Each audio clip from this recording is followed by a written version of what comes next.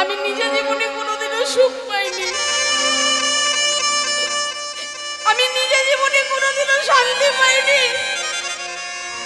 আর আমার সঙ্গে এসে আমি তোমাকেও কোনোদিনও সুখ নেব বন্ধুটা দিতে পারলাম না।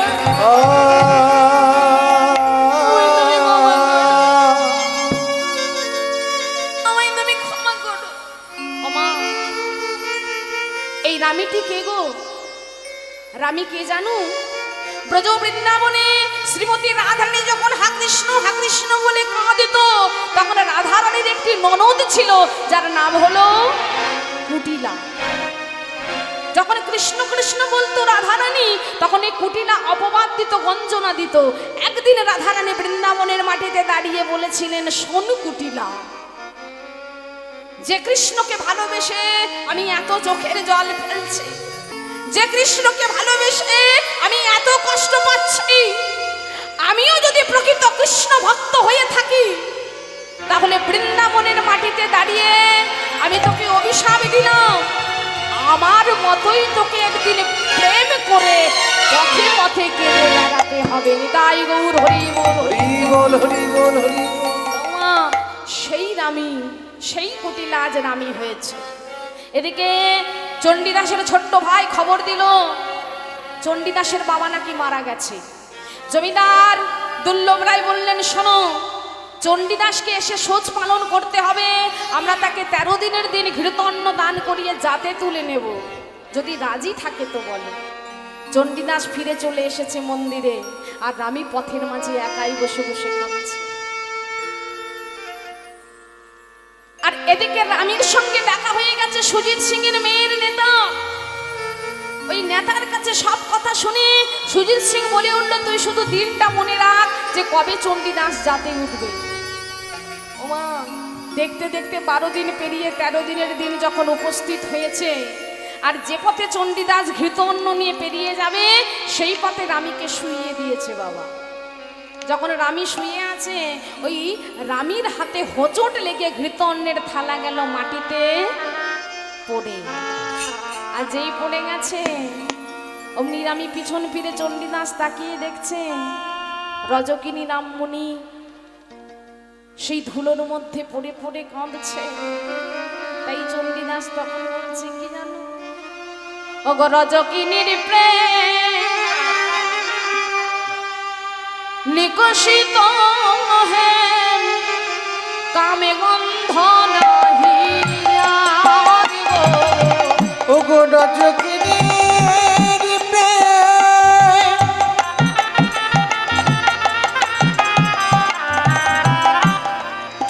ওগো বিকশিত হে কামে গন্ধ নাহি দাদা। আমার রজকিনীর রূপ কিশোরী স্বরূপ বড় চণ্ডীদাসে গায়। আমার রজকিনীর রূপ কিশোরী স্বরূপ বড় চণ্ডীদাসে গায়।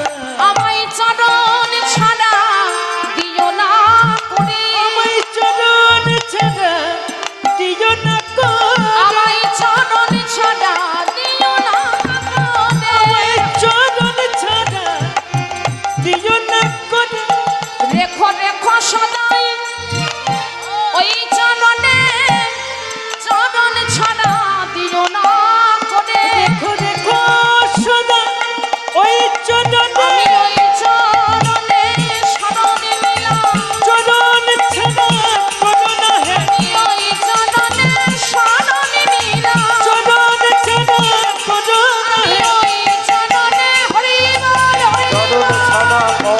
আমি ওই চরণে শরণ নিলাম, চরণ ছাড়া আমায় চরণ ছাড়া করো না হে।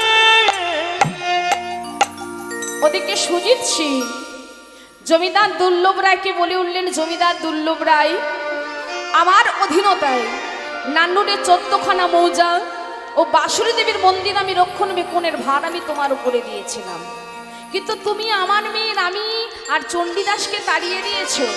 তাই আজ থেকে নানুরে 14খানা মৌজা আর বাসুরী দেবীর মন্দির আমি লিখে দিলাম রামী ও চণ্ডীদাসের নামে।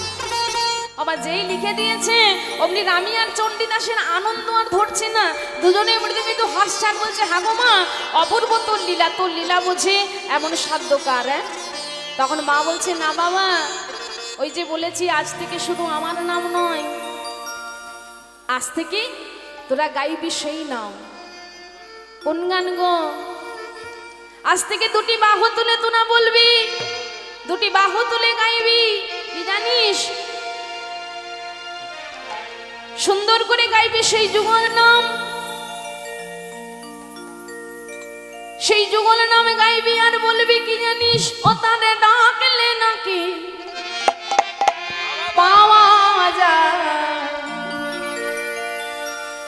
শুনেছি কানে তবে ডাকলে নাকি পাওয়া যায়, শুনেছি কানে।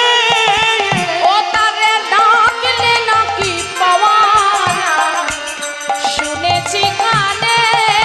তবে ডাকলে নাকি পাওয়া যায়, শুনেছি জানে।